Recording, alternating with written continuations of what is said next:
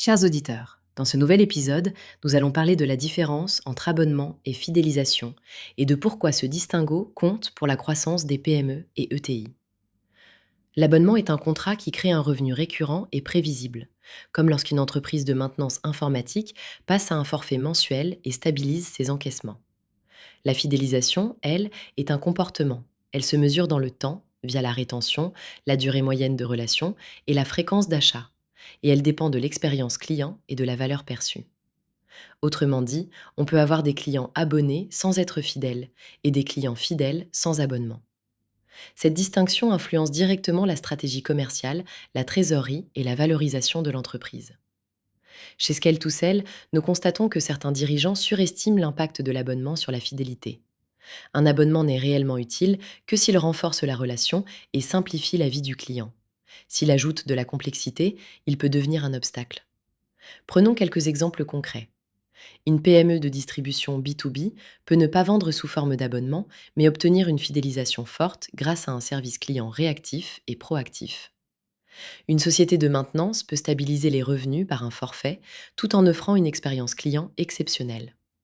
Voici une méthode simple en 4 étapes pour y voir clair. Étape 1. Identifier la nature de vos revenus actuels et distinguer ce qui relève d'un abonnement ou d'un simple retour client. Étape 2. Mesurer la fidélisation réelle via le taux de rétention, la durée moyenne et la fréquence de commande.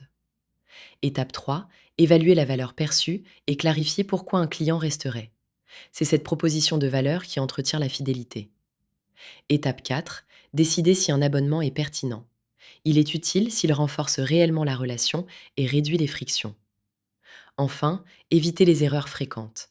Croire qu'un abonnement crée automatiquement de la fidélité, lancer un modèle sans comprendre l'usage réel, complexifier inutilement la tarification, confondre contrat et engagement émotionnel ou ignorer les signaux précoces de désengagement. Les bonnes pratiques consistent à clarifier la valeur ajoutée, simplifier l'accès et l'usage et construire une relation régulière par des échanges et des améliorations continues.